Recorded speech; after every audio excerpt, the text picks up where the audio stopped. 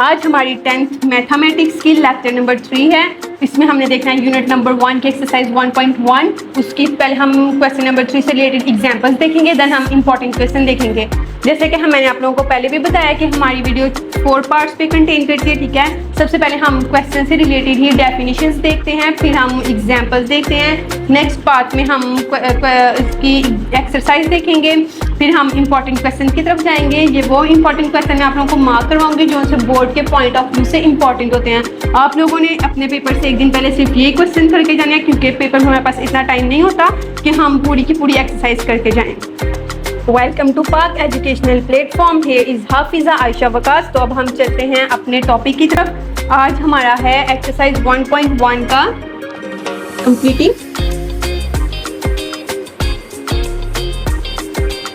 Square. इस part से related हमारी बुक में डेफिनेशन नहीं है, तो नेक्स्ट हम चलते हैं इसकी एग्जाम्पल्स की तरफ। सबसे पहले हम देखते हैं एग्जाम्पल नंबर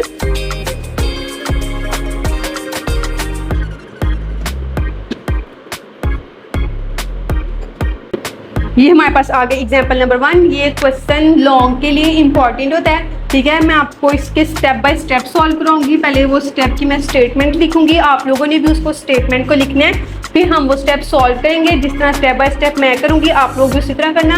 ये क्वेश्चन आप लोगों के लिए बहुत ईजी हो जाएगा। तो फर्स्ट स्टेप हमारे पास इसमें आता है कि जोन सा हमारे पास एक्स स्क्वायर के साथ जोन सी वैल्यू है उसको हमने सब के साथ डिवाइड करना है, ठीक है। मैं लिख देती हूँ स्टेप पहले।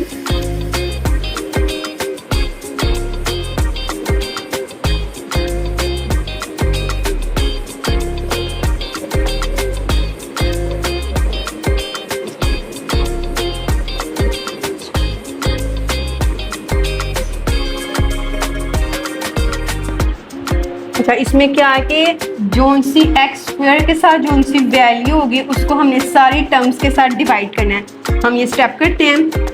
X square minus 3x minus 4 is equal to 0।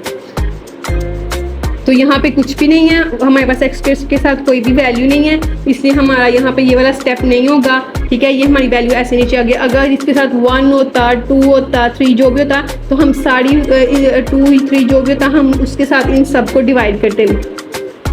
Next फटाफट से हम सेकंड स्टेप पे चलते हैं। ये हमारे साथ ऐसे नीचे आ गया। सेकंड स्टेप में क्या होता है कि 2 को हमने मल्टीप्लाई भी करना होता है और डिवाइड भी करना होता है सेंटर वाली वैल्यू के साथ, ठीक है। मैं पहले लिख देती हूँ।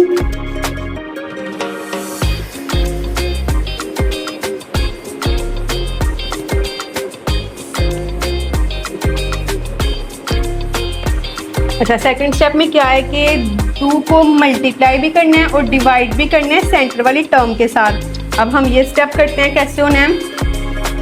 X square minus 2 divided by 2 3x, ये वाला 2 इसके साथ मल्टीप्लाई हो रहा है और ये वाला 2 इसके साथ डिवाइड हो रहा है।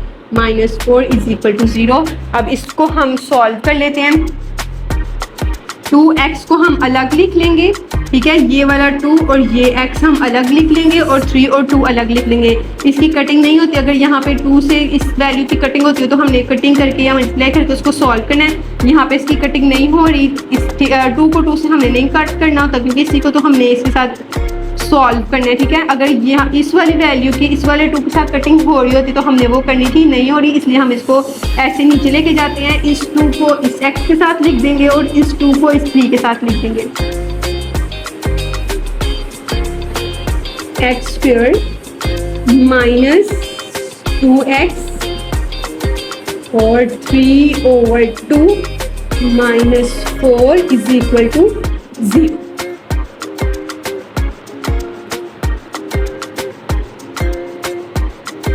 नेक्स्ट फिर हमने जोन सी यहाँ पे वैल्यू होगी उसको वहाँ पे ले जाना है। मतलब यहाँ पे ये माइनस का है, उधर चले जाएगा तो ये +4 का हो जाएगा। इस स्टेप को हम इधर ही कर देते हैं, ठीक है। यहाँ पे 4 माइनस का उधर ले जाएंगे हम, ये हो जाएगा प्लस का, यहाँ पे आ जाएगा 4। ठीक है। अब थर्ड स्टेप क्या है कि जो सी हमारे पास सेंट्रल वैल्यू में वैल्यू रेशियो में हो उसका स्क्वायर हमने दोनों साइडों पे ऐड करना है। ठीक है, मतलब ये सेंटर वाली वैल्यू में, ये पूरी सेंटर वाली वैल्यू है, इसमें जो रेशियो में मतलब होता है जो वैल्यू ओवर में हो उसका स्क्वायर हमने दोनों साइडों पे ऐड करना है। अब मैं इस स्टेप को लिखती हूँ और नेक्स्ट पे हम ये स्टेप करेंगे।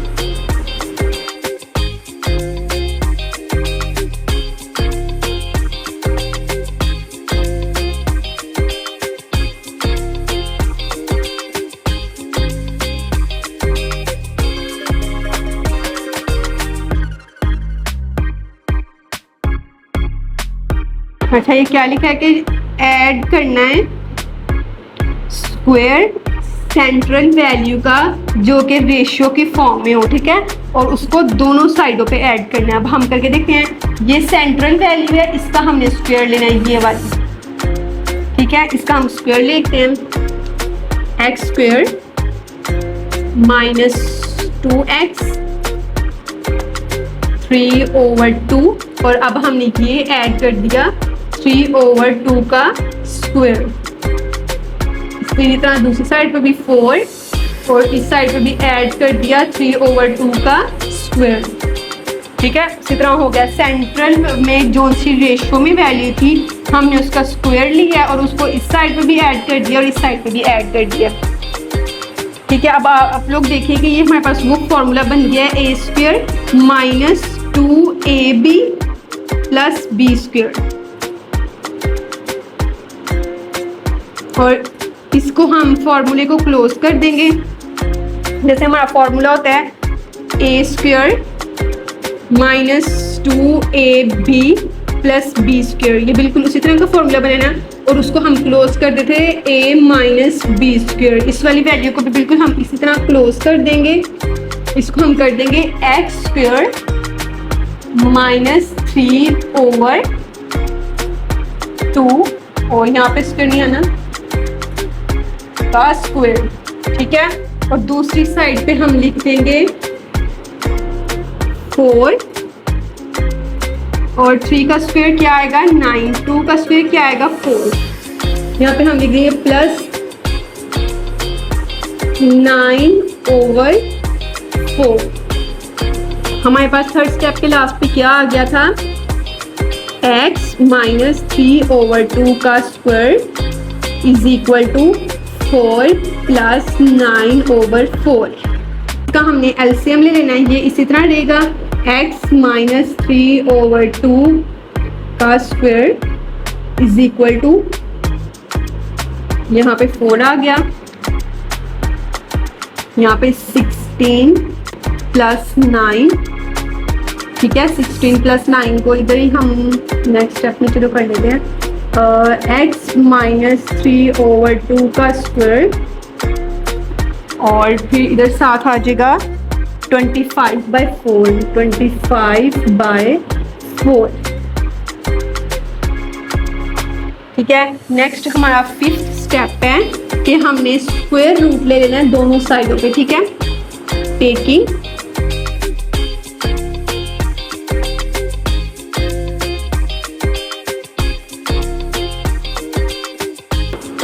x माइनस 3/2 का स्क्वायर 25/4, इन दोनों पे हमने ले लिया स्क्वायर रूट।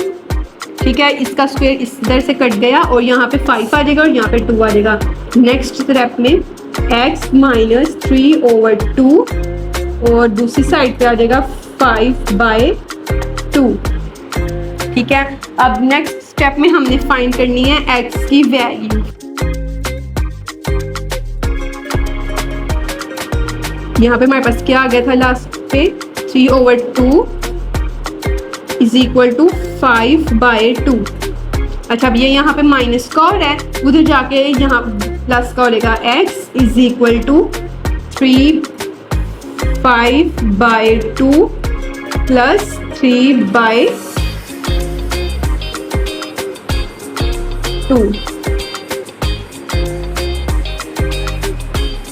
इसके साथ कौन सा साइन लगाना होता है, ये प्लस में भी होता है और माइनस में भी होता है, क्योंकि इसका हमने वो लिया होता है स्क्वायर रूट लिया होता है, ये भी प्लस में भी होता है और माइनस में भी होता है।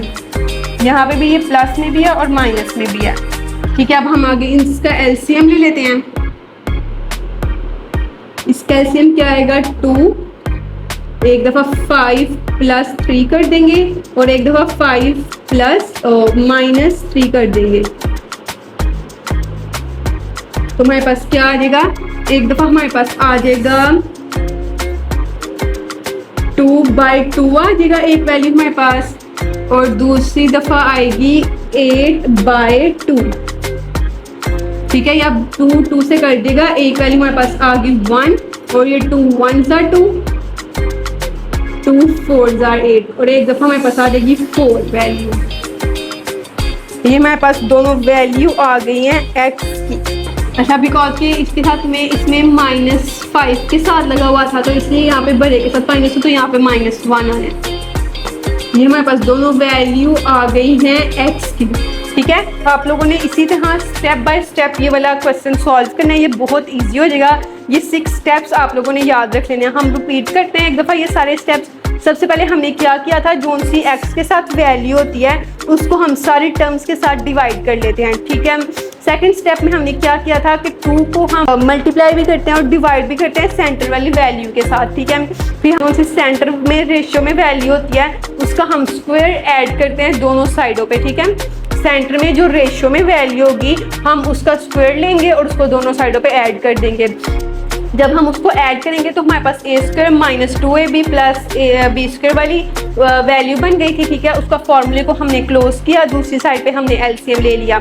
जब दूसरी साइड पे हमने एलसीएम लिया, फिर वहाँ पे अब हमने दोनों साइडों पे स्क्वायर रूट ले लेना है इसका स्क्वायर खत्म करने के लिए। ये हमने दोनों साइडों पे स्क्वायर रूट ले लिया।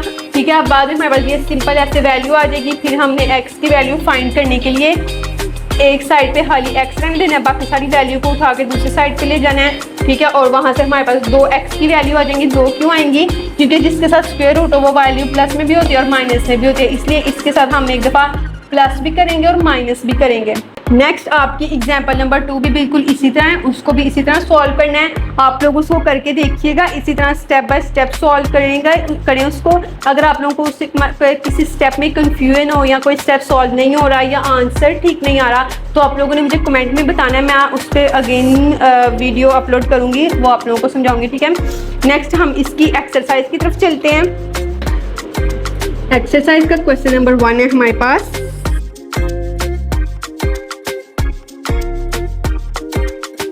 ये हमारे पास एक्सरसाइज का क्वेश्चन नंबर 3 का फर्स्ट क्वेश्चन है। अब हम इसको भी उसी तरह स्टेप बाय स्टेप सॉल्व करते जाते हैं। सबसे पहले हमारे पास क्या स्टेप होता है कि हमने फर्स्ट वाली जो एक्स के साथ वैल्यू होती है उसको सबके साथ डिवाइड करना होता है। ठीक है, यहाँ पे हम सबको 7 के साथ डिवाइड कर देते हैं। ठीक है, यहाँ पे 7 से कट जाएगा, नीचे हमारे पास आ जाएगा एक्स स्क्वायर। ठीक है, यहाँ पे आ जाएगा प्लस 2/7 और x यहाँ पे आ जाएगा -1/7 is equal to 0। Next step हमारे पास क्या था, उसमें हमने 2 को ऐड भी करना था सेंटर वाली वैल्यू के साथ, मल्टीप्लाई भी करना था सेंटर वाली वैल्यू के साथ और डिवाइड भी करना था। ठीक है, अब हम अपना वो वाला स्टेप करते हैं, एक्स स्क्वायर प्लस 2/2 और फिर आ गया 2/7 का 7x। अच्छा, अब ये वाला 2 इस वाले 2 से कट गया। ठीक है, -1/7 यहाँ पे माइनस के हम इसको दूसरी साइड पे ले जाएंगे और ये प्लस का हो जाएगा 1/7। अब यहाँ पे हम 2 अलग लिख देंगे, 1/7 अलग लिख देंगे और x अलग लिख देंगे। ठीक है, x square plus 2x 1/7 is equal to 1/7। ठीक है, अब हम जो है 1/7 का स्क्वायर दोनों साइडों पे ऐड कर देंगे। हमने क्या पढ़ा था कि जो 1/7 सेंट्रल टर्म में जो रेशियो में वैल्यू होगी उसका स्क्वायर हमने दोनों साइडों पे ऐड करना है। ठीक है, फिर से एक दफ़ा रिपीट करते हैं, जो सेंटर वाली वैल्यू है उसमें जो रेशियो में वैल्यू होगी, ओवर में जो वैल्यू होगी उसका स्क्वायर लेना है हमने, और फिर उसको इस साइड पे भी ऐड करना है, इक्वल की उस साइड पे भी ऐड करना है। X square plus 2x 1/7। अब हम यहाँ पे 1/7 का स्क्वायर ऐड कर देते हैं। 1/7 का स्क्वायर, इस साइड पे भी हम 1/7 का स्क्वायर ऐड कर देते हैं, प्लस 1/7 का स्क्वायर। फिर पहले की तरह हमारे पास वैल्यू आ गई है a square plus 2ab plus b square, ठीक है। और उस साइड पे हम एलसीएम लेंगे स्क्वायर सॉल्व करके, x प्लस 1/7 का होल स्क्वायर, और दूसरी साइड पे 1/7 आ जाएगा। 1 का स्क्वायर क्या आ जाता है 1, और इसका स्क्वायर क्या आ जाएगा 49। नेक्स्ट हम इस साइड वाले का एलसीएम लेंगे, उसको सॉल्व करेंगे, तो हमारे पास आ जाएगा 8/49, ठीक है। अब हमारे पास नेक्स्ट वैल्यू क्या आ गई है, x प्लस 1/7 का स्क्वायर इज इक्वल टू 8/49। ये 8/49 हमने इसका एलसीएम लिया है तो आया, ठीक है, 8/49। अब हम इन दोनों साइडों पे स्क्वायर रूट ले लेते हैं, तो हमारे पास क्या आ जाएगा x प्लस 1/7, दूसरी साइड पे आ जाएगा, नीचे आ जाएगा हमारे पास 7, और क्योंकि हमारे पास 8 का एलसीएम मतलब उस तरह स्क्वायर रूट नहीं लिया जाता, हमारे पास 8 का स्क्वायर रूट नहीं होता, तो इसको हम इस तरह एलसीएम लेके फाइंड कर लेंगे। 8 2 4 8, 2 2 4 और 2 1 2, और फिर हम इसमें दो वैल्यूज़ को अलग कर लेते हैं, ताकि क्योंकि हमने 2 की पावर स्क्वायर बनानी होती है। अगर यहाँ पे 4 होते तो फिर हम इसको भी पेयर बना लेते हैं। एक हम लिख लेंगे 2 का स्क्वायर और एक लिख लेंगे 2, ठीक है। अब इन दोनों पे फॉर एग्जांपल आप लोग फर्ज करें, इन दोनों पे स्क्वायर रूट है, ठीक है। इसका स्क्वायर इससे कट जाएगा, लेकिन इसके वाला स्क्वायर नहीं कटा, इसलिए हम एक 2 को बाय लिखेंगे और एक 2 को स्क्वायर रूट के अंदर ही लिखेंगे। ये वाली चीज़ मैं आप लोगों को दोबारा समझाती हूँ। हमारे पास एक आ गया 2 स्क्वायर, मतलब 3 हमारे पास आए ना 2, तो एक को हमने 2 की पावर 2 कर दिया है, ये वाले दोनों 2 इधर आ गए, और दूसरे को हमने अलग लिख दिया। अब इन दोनों पे फर्ज करें स्क्वायर रूट है, इसका स्क्वायर रूट तो कट गया इसके साथ, लेकिन इसका तो नहीं ना कटा, इस वाले का, इसके ऊपर अभी भी स्क्वायर रूट ही है, ठीक है। इसलिए हम एक को बाहर लिखेंगे 2 को, और एक 2 को अंदर लिख देंगे। ये जिसका कट गया था उसको हमने बाहर लिख दिया और दूसरे वाले को अंदर लिख दिया, ठीक है। यहाँ पे साथ प्लस भी है और माइनस भी है। नेक्स्ट अब हमने क्या करना है, ये यहाँ पे प्लस का है, उधर जाके हम इसको माइनस का कर देंगे। x, अब इधर हमने x की वैल्यू फाइंड करना है, is equal to 1 minus 1/7 plus minus 7 2 √2।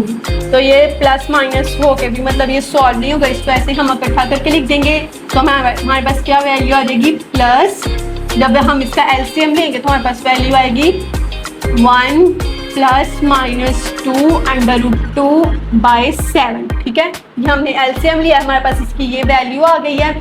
इसको हम फर्दर इसको प्लस माइनस या सॉल्व तो कर नहीं सकते, तो हमारे पास यहाँ पे x की वैल्यू आ गई है ये। इसी तरह आप लोग इस एक्सरसाइज के बाकी क्वेश्चन भी सॉल्व कीजिएगा। जिस भी क्वेश्चन में आप लोगों को प्रॉब्लम हो आप लोगों ने कमेंट में बताना है, मैं आप लोगों को हर स्टेप उस क्वेश्चन का अगेन करवा दूंगी। नेक्स्ट हम चलते हैं इसके इम्पॉर्टेंट मार्किंग की तरफ, जो से मैं आप लोगों को इसके इम्पॉर्टेंट मार्क करवाऊंगी। आप लोगों ने बोर्ड से के पेपर से पहले सिर्फ वही वाले क्वेश्चन करने हैं, इंशाल्लाह आपको पेपर में वही वाले क्वेश्चन आएंगे। हाँ, लेकिन पहले आप लोगों ने सारे क्वेश्चन की प्रैक्टिस किया करनी है, ताकि आप लोगों की ग्रिप अच्छी हो जाए। बिकॉज पेपर से पहले वाले दिन हमारे पास टाइम नहीं होता सारी एक्सरसाइज करने का, तो आप लोगों ने पेपर से पहले जो से क्वेश्चन मार्क करवाऊंगी बस वही देखना है। सबसे पहले तो हमारे पास ये इंपॉर्टेंट है लॉन्ग के लिए, ठीक है। इस वाले पार्ट में से लॉन्ग क्वेश्चन आता है, इसको आप लोगों ने बहुत अच्छे से प्रैक्टिस करना है। 4 मार्क्स का लॉन्ग आता है इसमें से, ठीक है।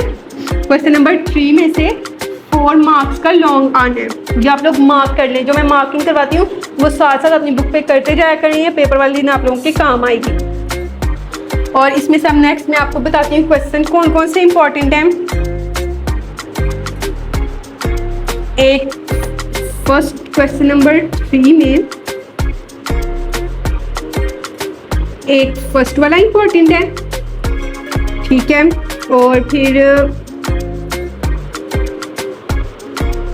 6 वाला इंपॉर्टेंट है,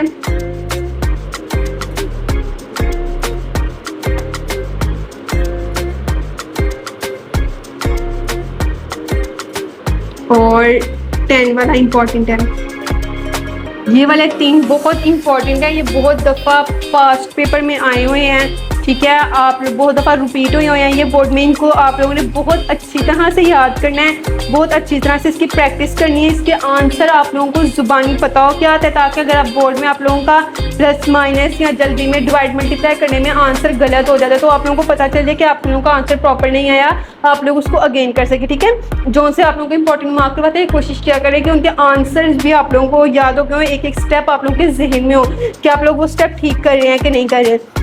और बाकी क्वेश्चन भी लाजमी किया प्रैक्टिस किया करें, ठीक है, जो उनसे इंपॉर्टेंट होते हैं उनको पेपर से पहले अच्छी तरह से किया करें। नेक्स्ट मिलते हैं हम लेक्चर नंबर 4 में। अल्लाह हाफिज़।